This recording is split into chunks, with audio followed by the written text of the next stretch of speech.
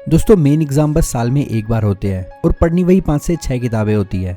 इसलिए students extra को curricular activities के नाम पे बहुत सारी अननेसेसरीज एक्टिविटीज़ में इन्वॉल्व हो जाते हैं क्योंकि टाइम बहुत है।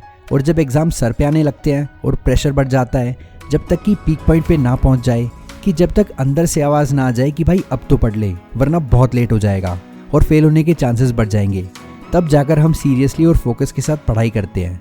ऐसा इसलिए है क्योंकि काम उतना ही फैलता है जितना समय उसे पूरा करने के लिए उपलब्ध रहता है। Work expand so as to fill the time available for its completion, और यही है पार्किंसंस लॉ, जिसे प्रोफेसर सी नॉर्थकोट पार्किंसन ने 1955 में खोजा था।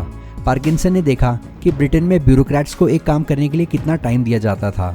वो पूरे टाइम लेते थे उस काम को कंप्लीट करने के लिए।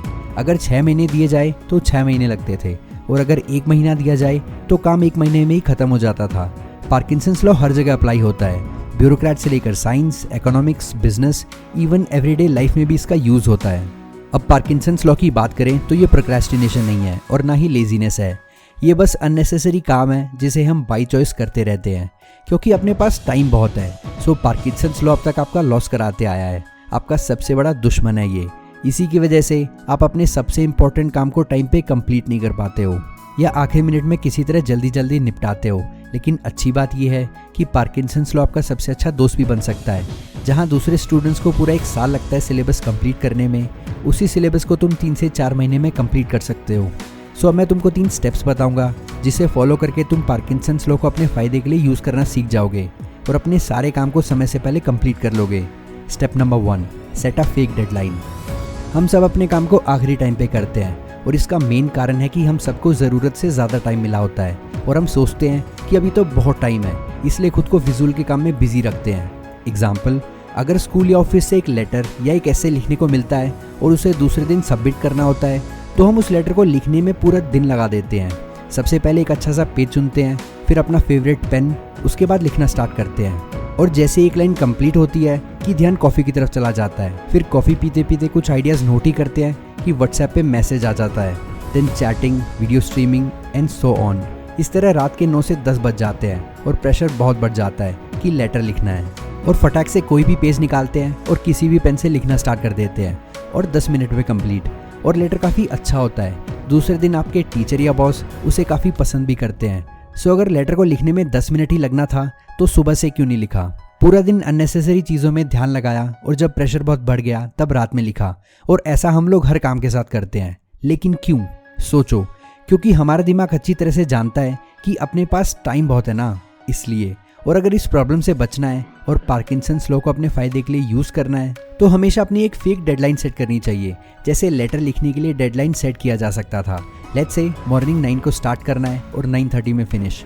लेकिन एक रीजनेबल टाइम सेट करना है, बहुत शॉर्ट नहीं।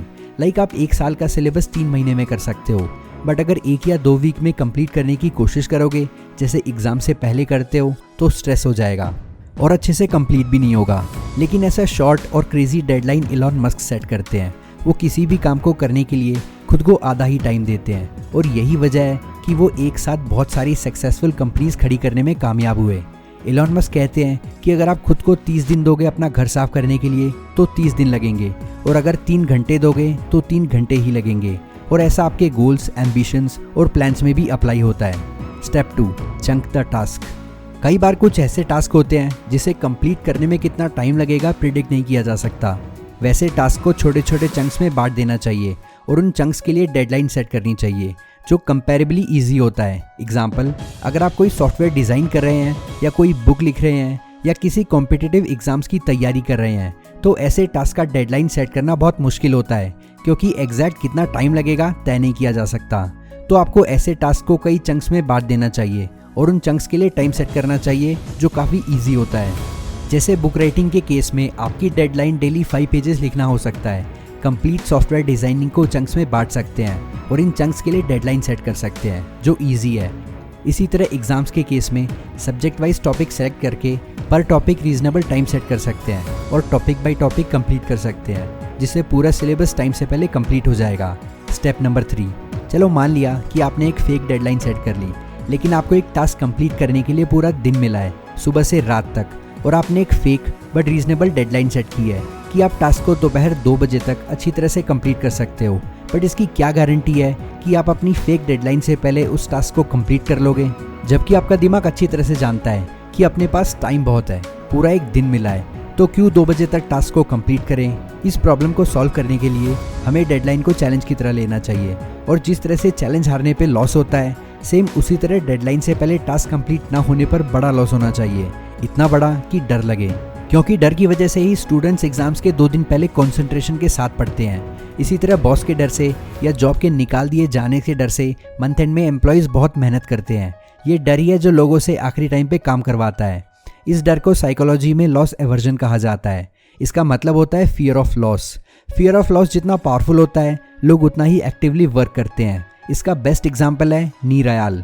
अयाल ने अपनी बुक इंडिस्ट्रैक्टेबल में बताया है कि वो अपनी बॉडी को शेप में लाना चाहते थे, लेकिन एक्सरसाइज करने से भागते थे, इसलिए उन्होंने एक प्राइस पैक्ट सेट किया। प्राइस पैक्ट एक तरह का लॉस एवर्जन ही होता है। उन्होंने तय किया कि जिस दिन वो एक्सरसाइज मिस करेंगे, एक सेट टारगेट तक कैलोरीज बर्न नहीं करेंगे, तो वो एक $100 का नोट जला देंगे।